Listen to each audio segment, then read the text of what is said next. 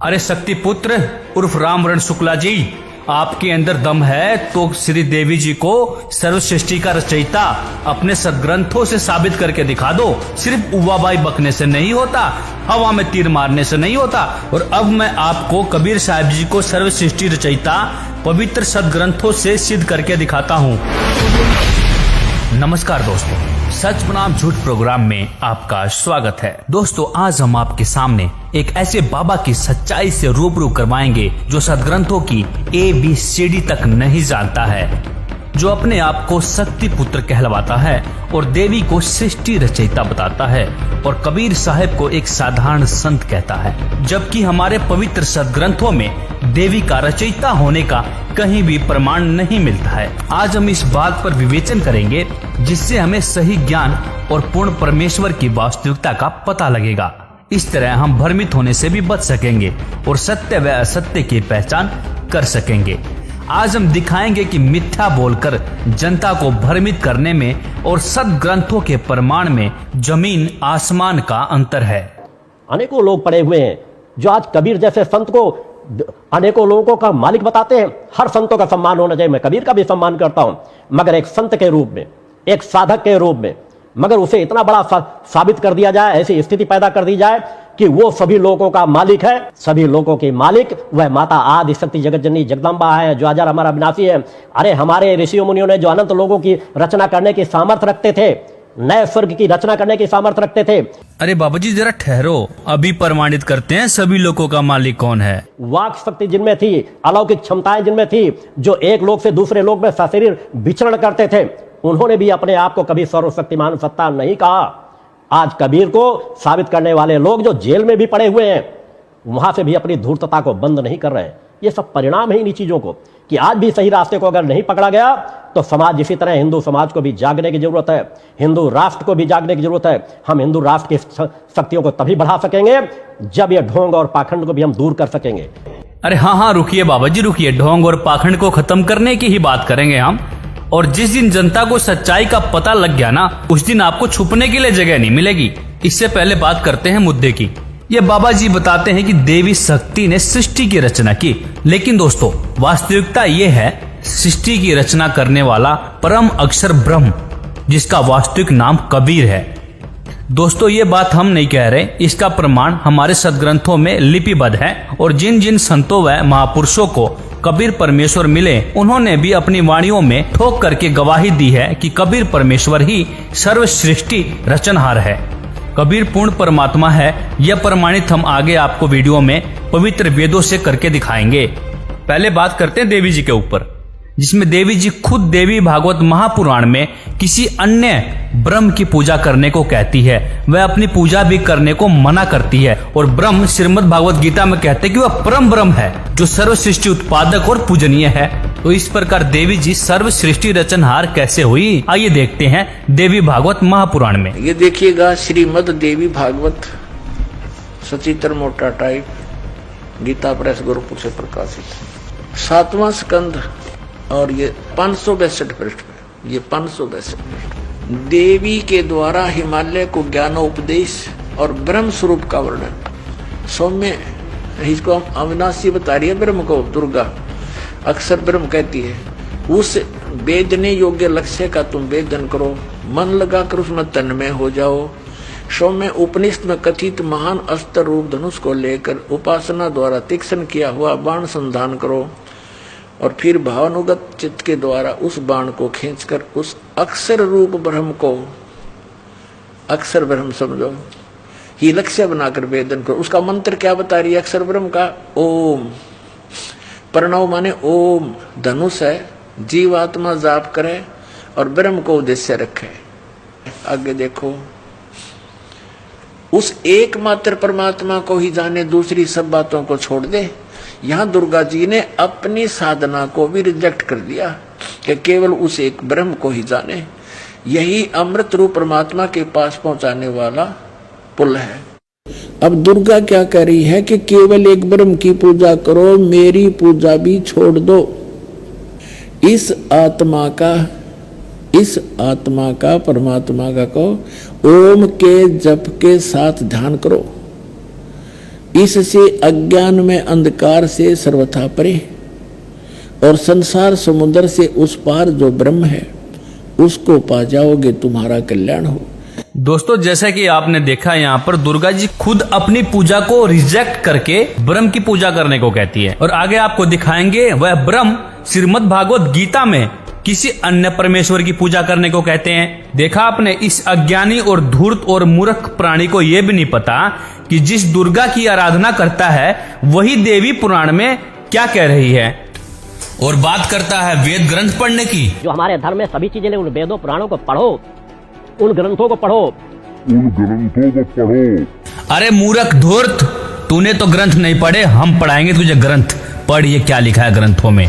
आज का समाज पढ़ा लिखा है और इन सदग्रंथों के देख करके खुद निर्णय ले सकता है। अब तुम लोगों की दाल नहीं गलने वाली बाबा जी। अब आइए देखते हैं श्रीमद् भागवत गीता जी में जो ब्रह्म है वह किसी अन्य की पूजा करने को कह रहे हैं। श्रीमद् भागवत गीता के अध्याय 18 के श्लोक नंबर 62 में क्या लिखा है। हे भारत, तू सर्व प्रकार से उस परमेश्वर की ही शरण में जा। उस परमात्मा की कृपा से ही तू परम शांति को तथा सनातन परम धाम को प्राप्त होगा। इसी तरह गीता अध्याय 15 के श्लोक नंबर 16-17 में स्पष्ट किया गया है कि 3 प्रभु हैं, एक क्षर पुरुष ब्रह्म, दूसरा अक्षर पुरुष पर ब्रह्म और तीसरा परम अक्षर पुरुष यानी पूर्ण ब्रह्म। क्षर पुरुष तथा अक्षर पुरुष वास्तव में अविनाशी नहीं है, वह अविनाशी परमात्मा तो इन दोनों से अन्य ही है। वही तीनों लोकों में प्रवेश करके सर्व का धारण पोषण करता है। इसके अनुवादक हैं जयदयाल गोविंद का और प्रकाशक है श्री गीता प्रेस गोरखपुर। 15वें अध्याय और श्लोक नंबर 16 यहाँ पर है। इसमें 2 परमात्मा, 2 प्रभु, 2 ब्रह्म लिखे हैं। द्वौ इमौ पुरुषो लोके सर च अक्षर एव च सर सर्वाणी भूतानि कुटस्थ अक्षर उच्यते। इस क्षर पुरुष और अक्षर पुरुष के लोकों को पृथ्वी वाला लोक बोलते हैं। इस लोक में सरपुरुष सरपुरुष, इसको यहाँ और यहाँ दोनों जगह लगा लेंगे। सरपुरुष और अक्षर पुरुष ये 2 ब्रह्म हैं, 2 भगवान हैं, 2 प्रभु हैं, और इन दोनों के लोकों में सभी प्राणियों के स्थूल शरीर तो नाशवान है, सर है, और जीवात्मा अविनाशी कहते हैं। या इन्हीं के अनुवाद में इस संसार में नाशवान और अविनाशी भी 2 प्रकार के पुरुष माने प्रभु हैं। पुरुष माने प्रभु हैं, 2 स्वामी हैं।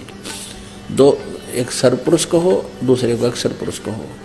इन्होंने अविनाशी पुरुष लिख दिया अक्षर पुरुष को, और सर पुरुष को नाशवान कर दिया। नाशवान ये भी अविनाशी, ये भी नाशवान ही है, लेकिन इसको कैसे सिद्ध करेंगे आगे बताएंगे। और संपूर्ण प्राणियों के शरीर तो नाशवान है, जीवात्मा विनाशी कहा जाता है। अब ये अक्षर पुरुष भी नाशवान है। अक्षर पुरुष 2 परमात्मा है। अब इससे सिद्ध होगा ये कैसे नाशवान है। 17वें में कहा है कि उत्तम पुरुष तो अन्य है। उत्तम पुरुष, पुरुषोत्तम श्रेष्ठ परमात्मा, वास्तव में जो सही श्रेष्ठ भगवान है वो तो इन ऊपर वर्णी सरपुरुष और अक्षर पुरुष से।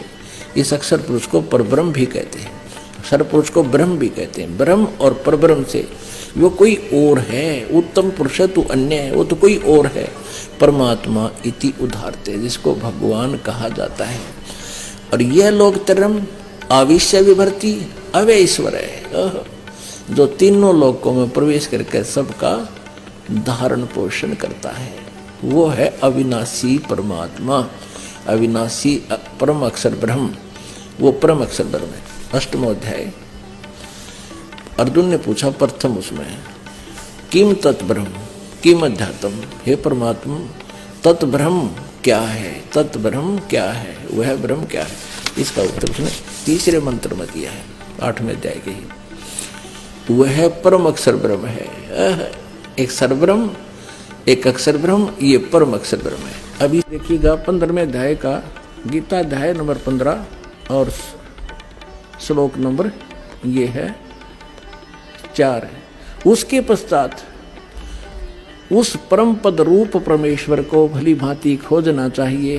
जिसमें गए हुए पुरुष यानी साधक फिर लौटकर संसार में नहीं आते, और जिस परमेश्वर से पुरातन संसार वर्ष की प्रवृत्ति विस्तार को प्राप्त हुई है, उसी आदि पुरुष नारायण की मैं शरण हूँ, इस प्रकार दृढ़ निश्चय करके उस परमेश्वर का मनन और निधि ध्यान करना चाहिए।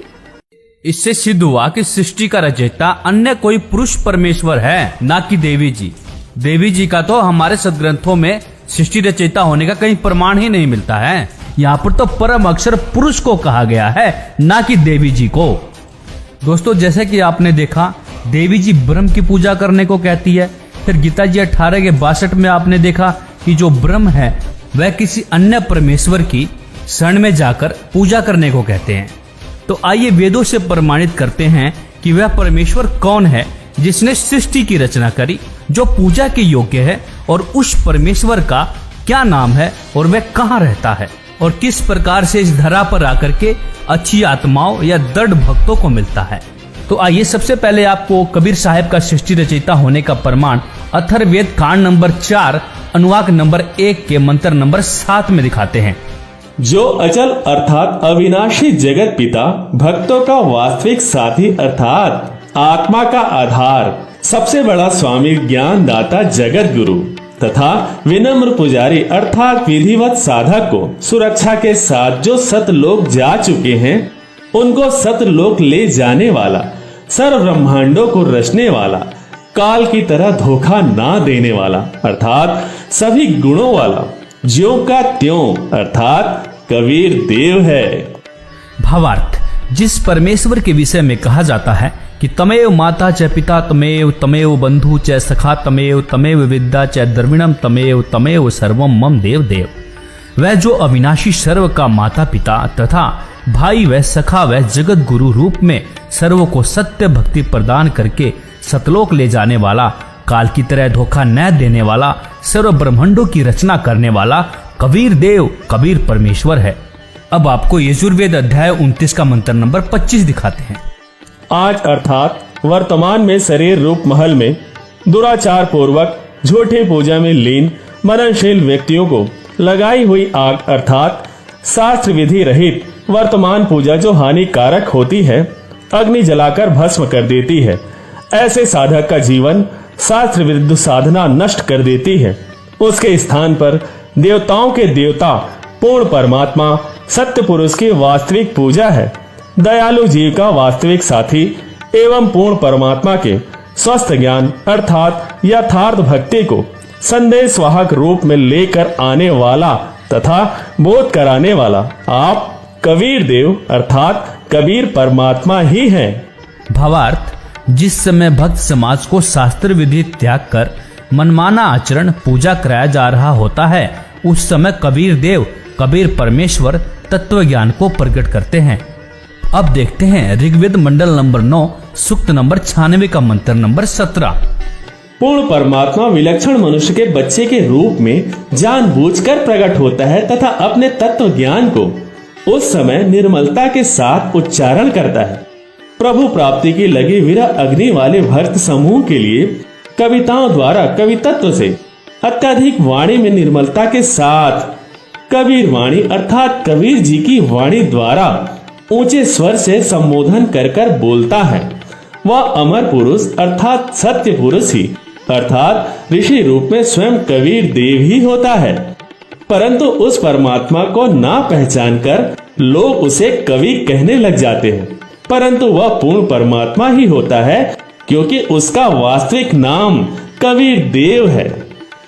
ऋग्वेद मंडल 9 सूक्त 96 मंत्र 18 में भी इस बात के प्रमाण मिलते हैं कि वेद बोलने वाला ब्रह्म कह रहा है, जो पूर्ण परमात्मा विलक्षण बच्चे के रूप में आकर प्रसिद्ध कवियों की उपाधि प्राप्त करके अर्थात एक संत या ऋषि की भूमिका करता है, उस संत के रूप में प्रकट हुए प्रभु द्वारा रची हजारों वाणी संत स्वभाव वाले व्यक्ति अर्थात भक्तों के लिए स्वर्ग तुल्य आनंददायक होती है। वह अमर पुरुष अर्थात सत्य पुरुष तीसरे मुक्ति धाम अर्थात सत्य लोक की सुदृढ़ पृथ्वी को स्थापित करने के पश्चात मानव सदृश संत रूप में होता हुआ गुम्बद अर्थात गुम्बज के ऊंचे टीले रूपी सिंहासन पर विराजमान उज्जवल स्थूल आकार में अर्थात मानव सदृश तेजो में शरीर में विराजमान है।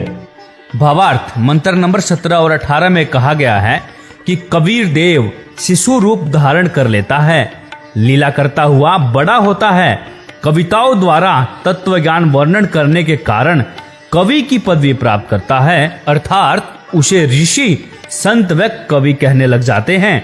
वास्तव में वह पूर्ण परमात्मा कबीर ही है। उसके द्वारा रची अमृतवाणी कबीर वाणी कही जाती है, जो भक्तों के लिए स्वर्ग तुल्य सुखदायी होती है।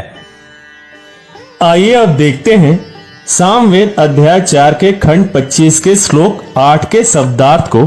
पूर्ण समर्थ कबीर देव अर्थात कबीर परमेश्वर विशाल शक्ति युक्त अर्थात सर्वशक्तिमान तेज पुंज का शरीर मायावी बनाकर प्रकट होकर अर्थात अवतार धरकर अपने सत्य शब्द व सत्य नाम रूपी शस्त्र से काल ब्रह्म के पाप रूपी बंधन रूपी किले को तोड़ने वाला, टुकड़े टुकड़े करने वाला सर्व सुखदायक परमेश्वर सर्व जगत के सर्व प्राणियों को मनसा वाचा कर्मणा अर्थात पूर्व निष्ठा के साथ अन्यन्य मन से धार्मिक कर्मों द्वारा सत्य भक्ति से स्तुति उपासक करने योग्य है।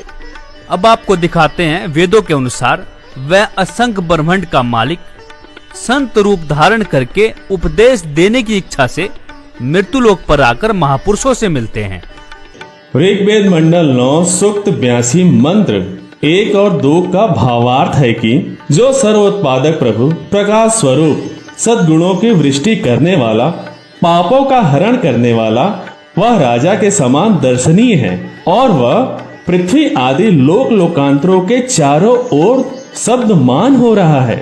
वह वर्णीय पुरुष को जो दृढ़ भक्त हैं उनको पवित्र करता हुआ प्राप्त होता है।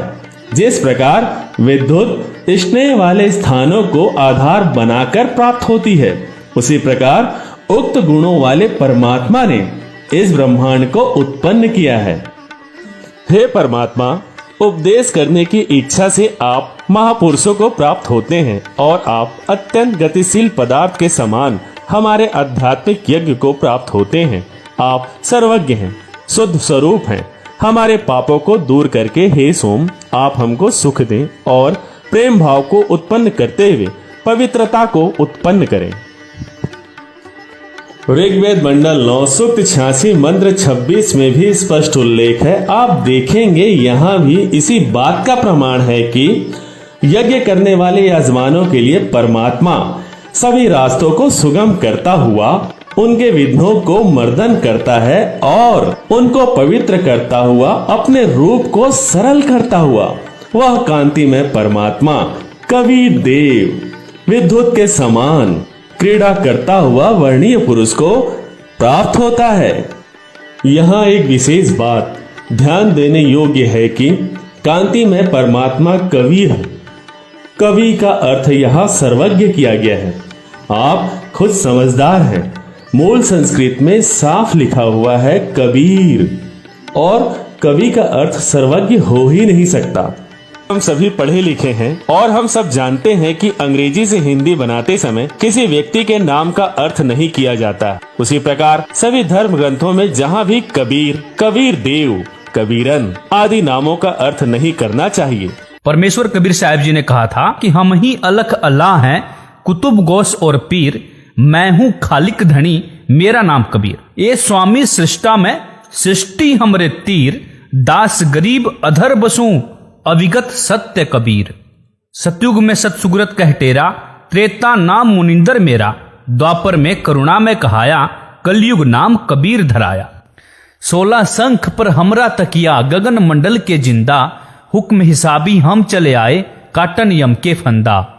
पवित्र वेदों के अनुसार कबीर परमेश्वर जिन महापुरुषों से आकर मिले हैं, अब उन महापुरुषों की अमृत वाणियों से रूबरू करवाते हैं, जिन्होंने कबीर साहिब को सर्वसृष्टि रचनहार बताया है। उनमें से हैं संत गरीबदास जी छुड़ानी हरियाणा वाले, सिख समाज के महान गुरु नानक देव जी, संत दादू जी, संत रविदास जी, संत धनी धर्मदास जी, संत मुलुकदास जी और संत घीसादास जी, संत नाभादास जी। संत गरीबदास जी ने कहा है, अनंत कोटि ब्रह्मंड का एक रति नहीं भार, सतगुरु पुरुष कबीर हैं कुल के सिरजनहार। हम सुल्तानी नानक तारे, दादू को उपदेश दिया, जाति जुलाहा भेद न पाया, काशी माहे कबीर हुआ। संत नानक देव जी ने कहा है कि खालक आदम सिरजियां, आलम बड़ा कबीर, कायम दायम कुदरती, सिर पीरा दे पीर, सजदे करे खुदाई नू, आलम बड़ा कबीर। फाई सूरत मलुक की वेश, ऊ ठगवाड़ा ठगी देश, खरा सियाणा बहुता भार, धानक रूप रहा करतार। फिर संत दादू जी ने कहा है कि जिन मोको निज नाम दिया, सोई सतगुरु हमार, दादू दूसरा कोई नहीं, कबीर सिरजनहार। अर्थात कबीर साहिब जी ही सृष्टि के रचयिता, सिरजन रचना करने वाले हैं।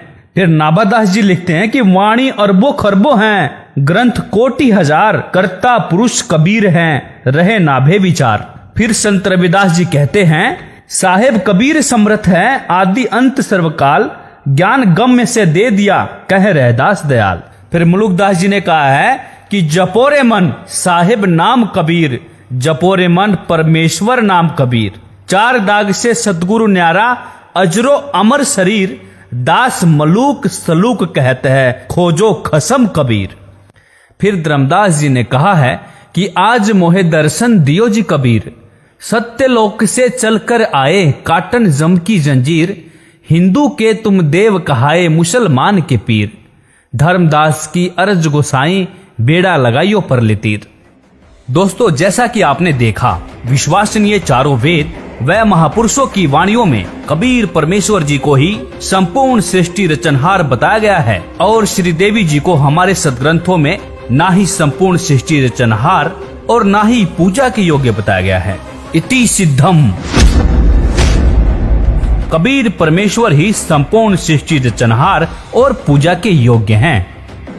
पंडित रामवरण शुक्ला उर्फ शक्तिपुत्र जैसे अज्ञानियों के लिए दुर्गा ने देवी पुराण में क्या कहा है, जरा ये भी देख लेते हैं। ये छठा स्कंद संक्षिप्त देवी भागवत 414 पृष्ठ पे। जन्मेजय ने पूछा, महाभाग किस युग में कैसा धर्म का स्वरूप है, इस संपूर्ण विषय को विशेष रूप से बताने की कृपा कीजिए।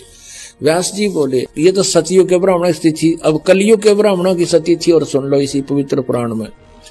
धर्म की ये स्थिति त्रेता में भी रही, परंतु कुछ ह्रास हो गया था। सतयुग की जो स्थिति थी वह द्वापर में विशेष रूप से कम हो गई थी।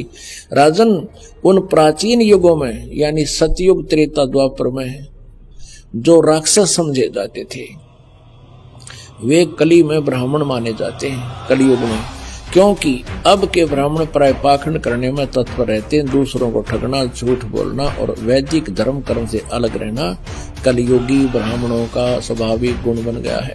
परमेश्वर ने 600 वर्ष पहले कहा था, वेद पढ़े पर वेद न जाने, ये बाँचे पुराण 18, और पत्थर को ये पत्ते खुआवे, भूल गए सिरजनहारा।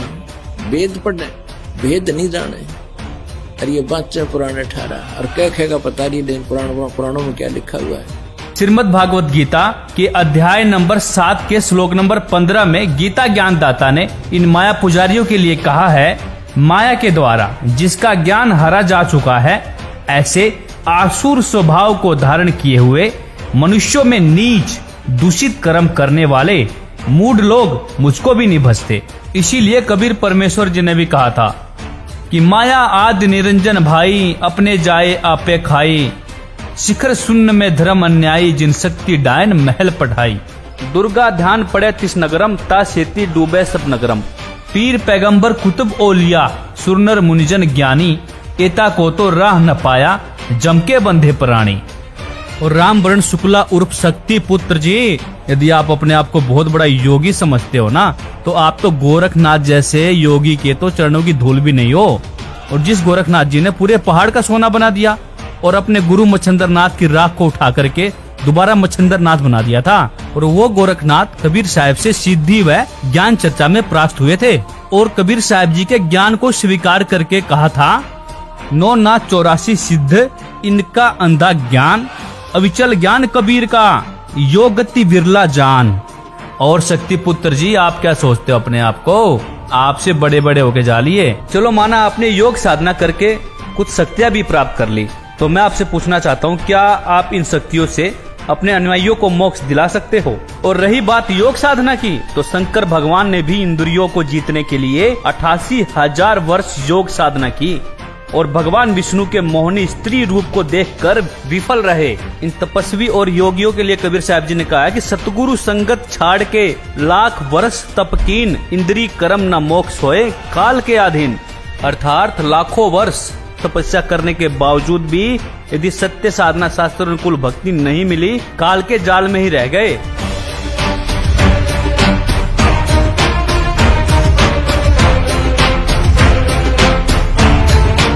कबीर साहब जी कहते कि वेद मेरा भेद है, मैं मिलूं वेदों में नाही, जौन वेद से मैं मिलूं वो वेद जानते नाही। अर्थात मेरी महिमा का वर्णन चारों वेदों में है, लेकिन मुझे प्राप्त करने की विधि इन वेदों में नहीं है।